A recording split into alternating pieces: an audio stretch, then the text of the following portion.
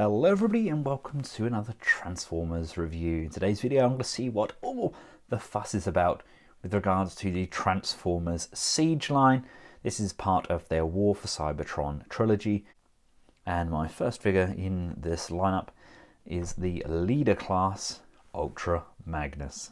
Now, loving the look of the artwork on the side there, it's very kind of G1 inspired, and there's also hidden messages in amongst all of this. If you use a black light, there's actually hidden coding on there as well, so if any of you have a black light, then I highly recommend you doing it. On the back here we've got Magnus in his combat ready armor and as a kind of white version of Prime, and that is fantastic as far as alt modes go. That is RID car robots down to a T. And of course we also have Shockwave, whom I will be reviewing next. And here we have Ultra Magnus out of his plastic prison. Now, as far as leaders go, he is on the shorter side, but that being said, he's still a very chunky lump, and it's refreshing compared to some of the hollow pieces we've got recently. Now,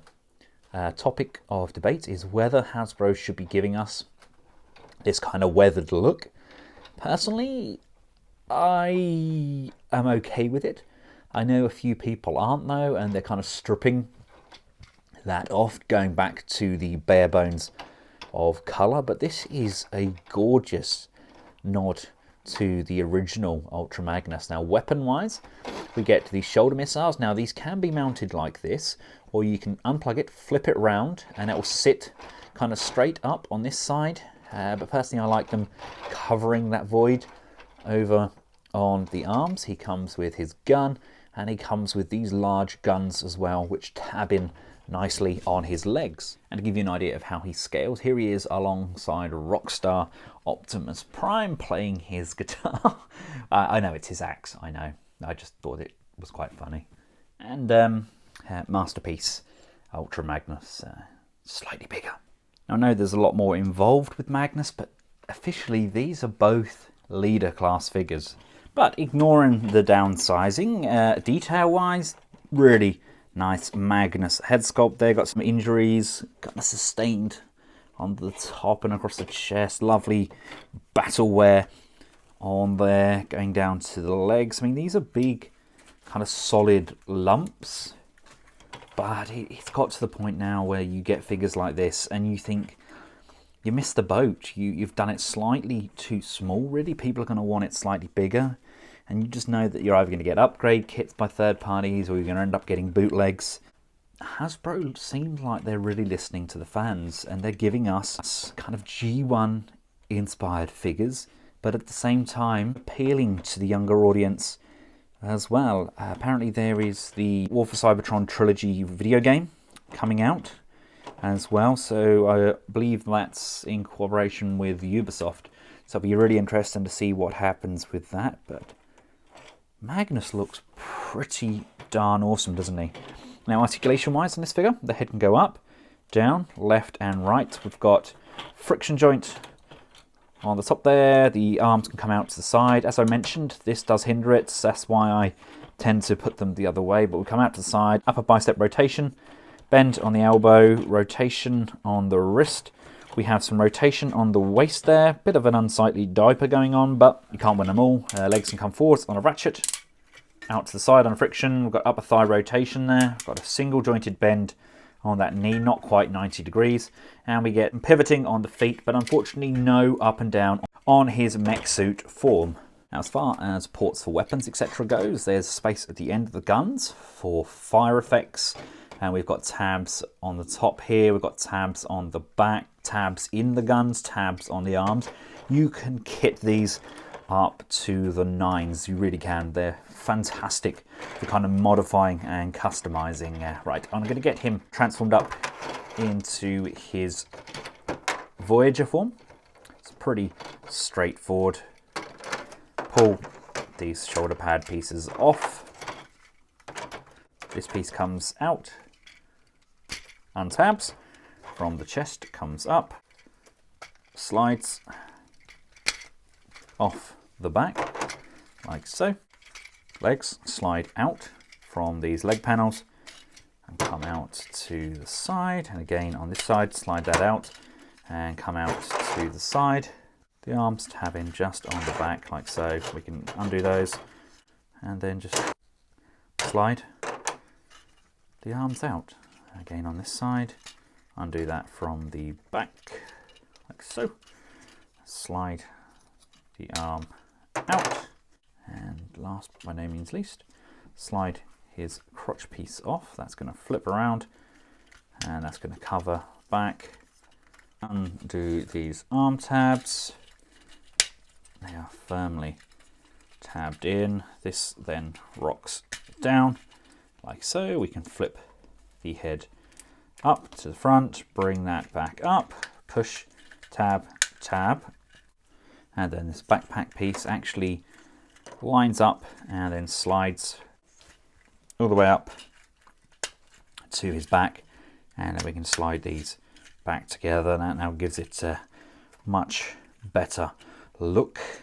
There we have him. He is transformed up into his white kind of Prime-esque look, and we can give him his gun again. Just put that back in his hand like so, or we could just disengage one of these guns as well. He can kind of have that in hand as well. Flipping out his heel spurs allows for a really solid foot base, and I'm not gonna lie, they have genuinely impressed me here. They didn't just use straight up repaint of Prime. They've switched things around. He does look different. You can tell they're kind of from the same regiment, so to speak, or they've been trained to that kind of level. It's just Magnus then goes on and has this kind of power add-on armor. Really, really great looking figure. Still got the same articulation as before, albeit we have a little bit more freedom on that waist, a little less hindrance on these other joints as well. But all in all, it's the same articulation with the addition of a little bit more range of motion. It's not an ugly figure at all, is it? It's very pleasing to the eye, and I love how much that face pops as well, and I like that it's a slightly off-white as well. It's not pristine. I mean, these two look like brothers in arms. They look fantastic together, don't they? This is something that Hasbro or Takara, whoever designed these, they didn't have to do, but they've targeted the IDW Dreamwave fans as well. Now, the only thing I don't like is the fact that we kind of got to take all of this armor off before we transform him. It's not terrible, you know. It's always been kind of a parts format since his G1 days, but at the same time I know people do like to have a place for everything. But it reminds me very much of the kind of Parallax armor or City Commander that Fans Project done back in the day. Right, let's get Magnus transformed up first. You want to bring his arms up to the front like so, and then come around to the back here. This is going to slide back down to his butt. So you want to disengage this piece here first. So slide the back forwards like that. This then slide down. You can then rotate the waist around and then pull this all the way to the front like so. The arms are then going to untab, rotate backwards and push and tab in. Again on this side, rotate around,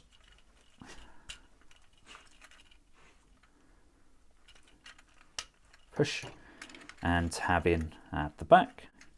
The chest untabs, head goes down into the chest cavity, and then we're going to push and lock that into position. Fists point down, legs go up, legs go up. Going to tab together, feet compress, and that's kind of it. That's it for his static truck mode. I don't think it's designed to be left open like that, is it? But it's not terrible. Yes, it is. That's not good at all. I know you need all of the armor and that on to really turn it into Magnus. One of the shoulder turrets, you just flick this tab piece down like so. And these are going to come in and they're going to tab in together like this. Our forearm panels are going to close back off. Magnus's chest piece comes unfolded. You want to bring that around like that. This all extends out. I think it's like that to begin with, and you just kind of flip this out like so. These boxes come in and they're going to push, and they just sit in behind his head. Our leg panels come untabbed from the back, and they just unfan like so. And then we can just collapse that piece back in. These are going to form the rear of the truck.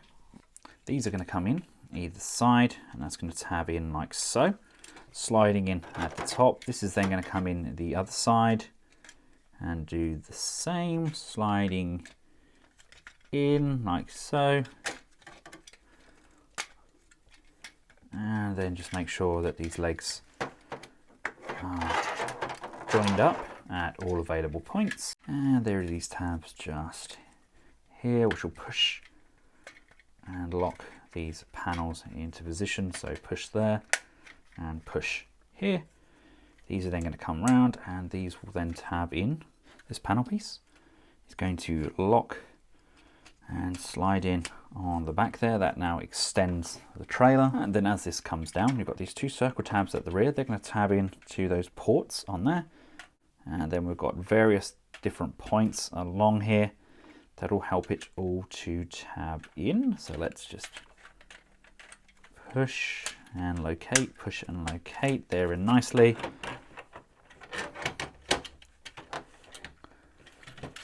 These parts come in and tab in there and there, like so, and tab in to the top of the Magnus cab.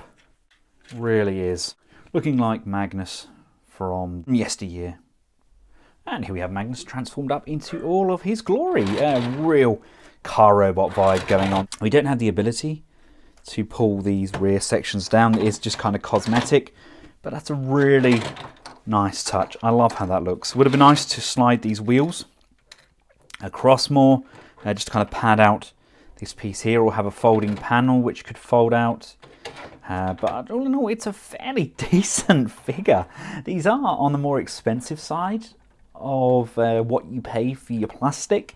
Hasbro have done a really nice job. It doesn't necessarily all roll. I would have liked rubber wheels. I would have liked it to have been bigger. But doesn't necessarily get. We do have space along here to plug various different things. We have tabs on the tops. We can attach other Autobots as well. It's a very nice, very customizable line. You can plug and play. Very much looking forward to getting the rest of these figures out. So I'm going to put it out here now. I do have a lot of things to review. Would you guys and gals mind if I reviewed, say, the Deluxes as a wave of 4, for example? Something along those lines. The Voyagers together, if you want to see those reviewed.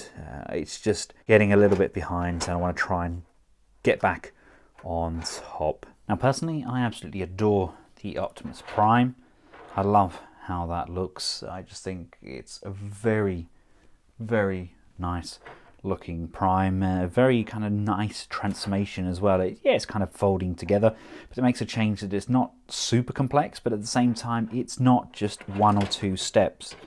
Love the circuitry behind that window there, and he does tidy up very well. But yeah, these two do look exceptionally good together. What are your thoughts on this Siege line? Let me know in the comments section below. Would you like to see more of these figures reviewed? Which figures would you like to be released in the future? Would you like them to take a look at different combiners, taking the same sort of War Within, War for Cybertron inspired look? I know I certainly would. Cool, that'd be good. What do you all think about the price point? With the ever-increasing costs of plastic and the ever-reducing size of a leader class, what do you all think price-wise? Shockwave should be up next, and if you all could just let me know what you think about them in waves of like Deluxes and Voyagers, it would be greatly appreciated. Until next time, from myself and Ultra Magnus, thanks for watching, goodbye.